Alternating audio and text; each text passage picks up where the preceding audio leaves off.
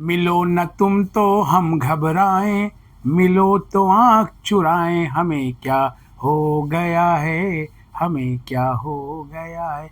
जी हाँ, यही स्थिति जो है वो आपकी है। अब दो लोग हैं जिनको सीट मिली है, एक वो हैं जिनको सीट नहीं मिली, और दोनों के लिए ये गीत जो है वो बिल्कुल फिट बैठता है। जी हाँ, नमस्कार, स्वागत है आपका हमारे इस यूट्यूब चैनल पर। मैं मुनमुन श्रीवास्तव आपका हार्दिक अभिनंदन करता हूँ। कैसे हैं आप सभी? सबसे पहले बात करूँगा उनको जिनको मॉप अप राउंड में सीट मिली है और वो क्या कर रहे हैं। देखिए, मॉप अप राउंड में सीट मिली है और मॉप अप राउंड के लिए आपने आवेदन किया था, आपने उसमें प्रेफरेंस भरी थी, तो आपको सीट मिली। किसी को एक एलोकेशन हुई, किसी को 4 से लेकर 6, किसी को 8 एलोकेशन भी हुई हैं। लेकिन समस्या क्या है यहाँ पर? समस्या ये है कि जिनको भी सीट मिली है उसमें से 15% बच्चे हैं जिन्होंने की फीस सबमिट करी। बाकी किस बात का इंतज़ार कर रहे हैं मुझे पता नहीं है, लेकिन कॉलेजों के प्रिंसिपलों का ये कहना है जो इस मॉप अप राउंड में शामिल हैं, और इसमें मैक्सिमम कॉलेज शामिल हुए थे, शायद 4 कॉलेज इसमें शामिल नहीं हुए थे, बाकी सभी में थे।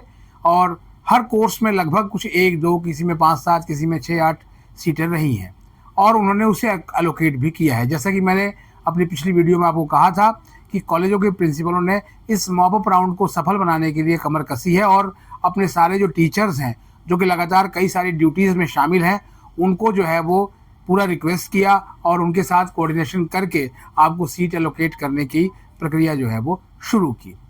लेकिन आप क्या कर रहे हैं? आप में से अधिकतर बच्चे फीस जमा नहीं कर रहे हैं, क्योंकि एप्लीकेशन अंडर प्रोसेस होने के बाद जब अप्रूव्ड बाय प्रिंसिपल हुआ और फी लिंक आया है, तो आपने फी लिंक आने के बाद भी फीस नहीं भरी है। पहली चीज़, अगर आपको ये लग रहा है कि आप फीस नहीं भरेंगे और आपको अगर कोई अगला राउंड, जिसके बारे में अभी पिछले इंटरव्यू में हमने बात की थी, जब ईसी सदस्य राजपाल सिंह पवार जी ने इस मुद्दे को उठाया था ईसी की मीटिंग में, और उसके बाद ड्यू के vice chancellor professor Yogesh Singh ji को इसके लिए ऑथराइज किया गया। क्या हुआ था उसके बारे में भी बात करेंगे। फिलहाल जो है वो आपको ये मैं रिक्वेस्ट करूँगा कि अगर आपको सीट मिली है और वो आपके पसंद का कोर्स है, तो आप जो है वो फीस सबमिट कर दें। आप सोमवार 15 सितंबर की शाम 5 बजे तक का इंतज़ार ना करें। इससे क्या होगा कि अगर आप फीस सबमिट कर देंगे तो कॉलेजेस के लिए भी अपना रूटीन बनाने में आसानी होगी, क्योंकि कॉलेजों के प्रिंसिपलों का ये कहना है कि बच्चे जितनी जल्दी हमारे पास आएंगे उन बच्चों का भी भला होगा और हमारे लिए भी आसानी होगी कि हम उन्हें जो पिछला छूटा हुआ कोर्स है वो हम उन्हें जो है वो जितनी हद तक मदद हो सकती है उतनी हम कर पाएँ। तो इसलिए मैंने कहा कि जिनको सीट मिली है वो भी आंखें चुरा रहे हैं। अब उनकी बात करते हैं जो घबरा रहे हैं कि सर एक सीट भी नहीं मिली। वो इतने फ्रस्ट्रेट हो चुके हैं कि जो बहुत परेशान हैं, ड्यू से उन्होंने जो उम्मीदें लगाई थी वो पूरी नहीं हुई। मैं इस बात से इत्तेफाक रखता हूँ कि जो सीटें दी गई वो इंची टेप से नाप कर दी गई। कहीं 4 सीट खाली तो 4 ही आई, 5 या 6 नहीं आई, और यही नतीजा हुआ कि जब व्यवस्था नीचे आते आते आते आते आते एक बड़ी संख्या बन गई, और ड्यू ने स्वीकार किया कि उसके पास एक अच्छे खासे नंबर में सीटें खाली हैं। किसी संस्थान में जो कि विश्व का अग्रणी संस्थान हो, क्यूएस रैंकिंग में उछाल आया हो, उसके रैंकिंग में भी सुधार हुआ हो, वो संस्थान में 71,624 सीटों में से अगर मान लिया कि 9,000 सीटें जो खाली बताई जा रही हैं, तो वो 10% से अधिक संख्या बैठती है उनकी। यानी कि ये बहुत बड़ा नंबर है, ये छोटा नंबर नहीं है, क्योंकि दिल्ली विश्वविद्यालय एक पब्लिक इंस्टीट्यूशन है, और यहाँ पर अगर सीटें खाली रह रही हैं तो ये देश के पैसे की बर्बादी है। और ये सिर्फ इसलिए हुआ है क्योंकि जो ड्यू की प्रशासनिक व्यवस्था जो रही है, ख़ासतौर पर एडमिशन को लेकर, उसमें स्टूडेंट्स को एकोमोडेट करने से ज़्यादा उन्हें जो है वो भगाने वाली प्रक्रिया ज़्यादा रही है। ये मैं हमेशा से कहता रहा हूँ और लगातार मैंने ये मुद्दा उठाया भी है।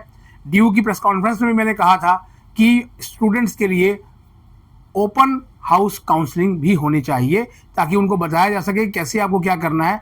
लेकिन सिवाय 2-3 वेबिनार्स के दिल्ली विश्वविद्यालय की प्रवेश शाखा ने इससे ज़्यादा कुछ नहीं किया, और यहीं पर अपनी इतिश्री समझ ली। और यही हुआ नतीजा कि मॉप अप राउंड में भी आप देखेंगे कि ऐसे ऐसे कोर्सेज में सीटें खाली आई थी जो पॉपुलर माने जाते हैं, चाहे वो बीकॉम ऑनर्स हो, चाहे वो बीकॉम हो, चाहे वो इंग्लिश ऑनर्स हो, चाहे साइंस कोर्सेज में बीएससी ऑनर्स जूलॉजी हो, जो कि इस साल के टॉप 5 कोर्सेज में शामिल था। तो इसलिए अब जो है वो विश्वविद्यालय के vice chancellor professor Yogesh Singh ने कहा है इसी सदस्य को कि आप मुझे ऑथराइज कीजिए कि जो है वो एक फिजिकल फॉर्म में ऑन स्पॉट काउंसलिंग हो।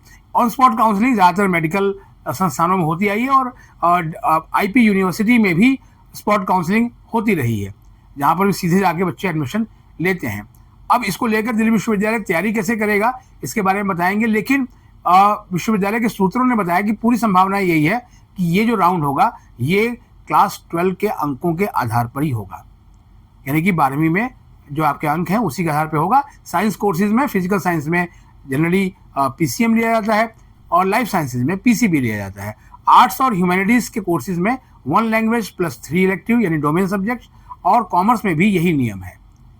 और जैसे ही वो इंटरव्यू मैंने किया जो है वो राजपाल सिंह जी का, तो बहुत सारे जो ऐसे इन्फ्लुएंसर हैं उनको मिर्ची लगी। ऐसे ऐसे वीडियोस मेरे पास आए कि आप बस पूछिए मत, कि जैसे वो ड्यू को सजेस्ट कर रहे हो कि ड्यू गलती कर रहा है, गलती पे गलतियां कर रहा है। और एक ऐसा कमेंट भी मुझे अपने व्हाट्सएप पे प्राप्त हुआ जिसमें यह कहा गया कि ये तो बच्चों के समय का नुकसान हो रहा है। आप ये बताइए कि जो बच्चे अभी सीट मांग रहे हैं उनके समय का नुकसान हो रहा है? उनको सीट चाहिए, उनको सीट मिल नहीं रही है। एक स्टूडेंट का मेरे पास कमेंट आया, मुझे पहले लगा कि ये बहुत फ्रस्ट्रेशन में लिखा होगा, उसकी एक एक लाइन तो मैं नहीं पढ़ूंगा, लेकिन उसका क्रक्स में हल्का सा जरूर जो है वो पढ़ दे रहा हूँ आपके लिए, क्योंकि ये आपकी भी मन की आवाज़ हो सकती है, जो स्टूडेंट के मन की आवाज़ है। और उसमें जो बातें उसने लिखी हैं वाकई में दिल्ली विश्वविद्यालय को इस पर सोचना चाहिए कि आखिर हम इस स्टेज पर कैसे पहुंच गए। मुझे 2022 का वो समय याद आता है जब सीयूटी का रिजल्ट लेट आ रहा था।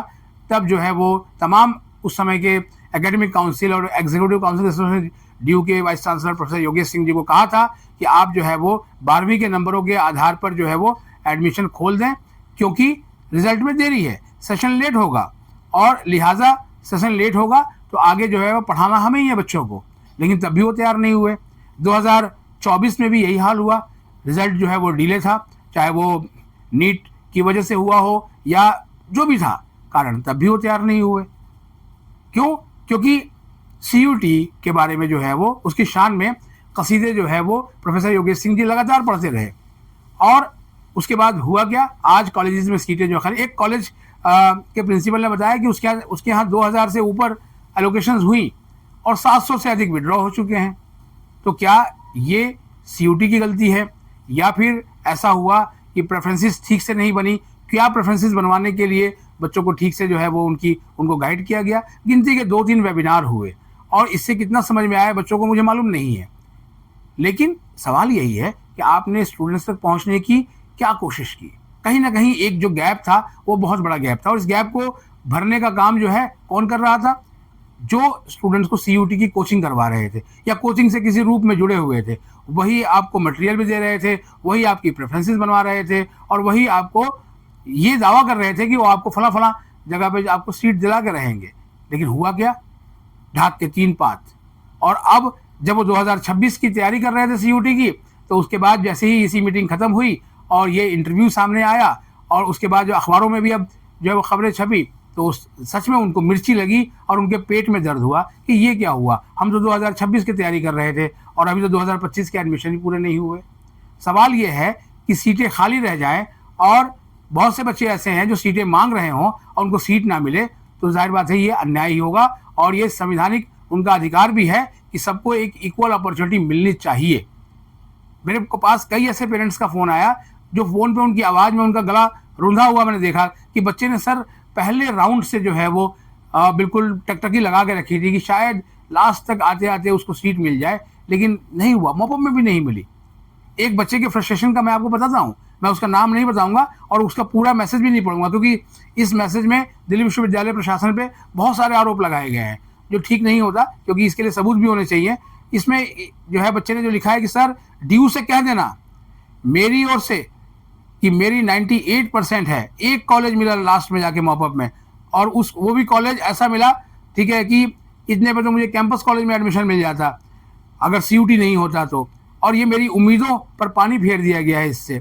और कह देना ड्यू को रख लें अपनी सीट, क्योंकि हम बच्चों पे क्या बीत रही है ये हमसे को बेहतर कोई नहीं जानता।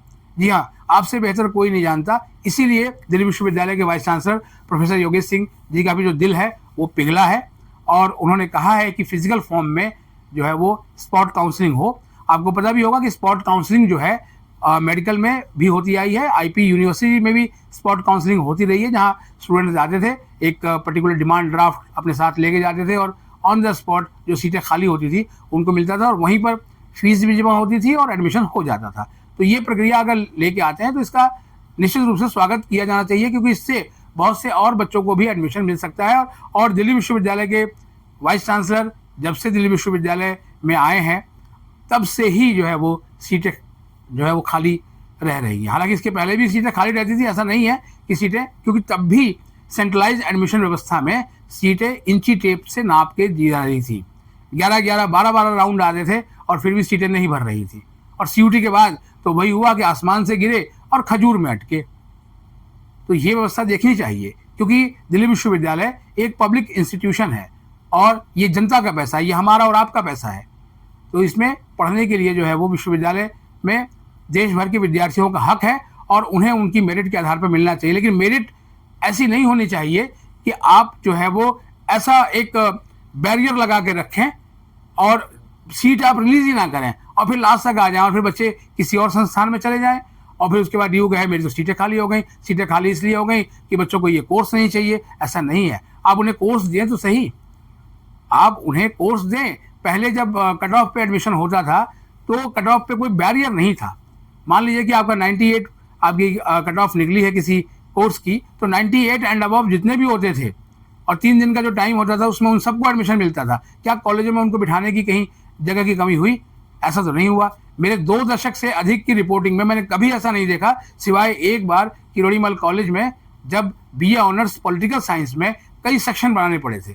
लेकिन उसके उस समय भी जो तत्कालीन प्रिंसिपल थे भीमसेन सिंह, उन्होंने व्यवस्था की और मैंने इस पर उनका इंटरव्यू भी किया था और उन्होंने कहा भी कि बहुत अच्छी तरीके से जो है वो हमने चलाया और ये कोर्स इतना पॉपुलर है कि आप देखिएगा मुनमुन जी कि आगे आने वाले टाइम में पॉलिटिकल साइंस ऑनर्स की डिमांड और बढ़ेगी। और वही हुआ। आज पोल साइंस ऑनर्स सबसे पॉपुलर कोर्सेज में से एक है और जो है वो हिस्ट्री पोल साइंस कॉम्बिनेशन में भी ये कोर्स बहुत पॉपुलर है। अब आते हैं उस बात पे जिसमें आपने लिखा है कि कैसे एडमिशन होंगे। उस इंटरव्यू को अगर आपने ध्यान से सुना होगा तो उसी में बता दिया गया था। फिलहाल आपको नट शेल में आपको बता देता हूँ कि अलग अलग जो आपकी स्ट्रीम है, साइंस, कॉमर्स या ह्यूमैनिटीज़, उसके लिए अलग अलग सेंटर्स बनाए जाएंगे जहां आपको बुलाया जाएगा। जो नहीं आ सकते उनके ऑनलाइन जुड़ने की व्यवस्था की जाएगी। उसकी मॉडलिटीज़ क्या होंगी ये इसका खुलासा आने वाले 1 आध दिन में ज़रूर हो जाएगा और वहाँ पर आप जो है पहुँचेंगे और आपको सीधे जो है वो जिन कोर्सेज में सीटें खाली होगी वहाँ आपको एडमिशन दिया जाएगा। और उसके बाद एडमिशन लेने के बहुत जल्द इमीडिएटली आफ्टर एडमिशन आपको कॉलेज को रिपोर्ट करना पड़ेगा, जिससे कि फटाफट जो है वो आपके एडमिशन शुरू हो जाएंगे। और विश्वविद्यालय के जो सूत्रों ने मुझे बताया है कि जो एडमिशन होंगे वो क्लास 12 के मार्क्स पे ही होंगे, सीयूटी के स्कोर पर नहीं होंगे। इस संबंध में आपके जो और सवाल हैं वो आप लिख दें, क्योंकि इसका ये जो कमेंट है इसको तमाम लोग पढ़ रहे हैं। मंत्रालय तक भी हमारी वीडियो देखी जाती है तो वहाँ भी पढ़ते हैं लोग, तो जाहिर बात है कि इससे जुड़ी मॉडलिटीज़ बनाने में आसानी होगी।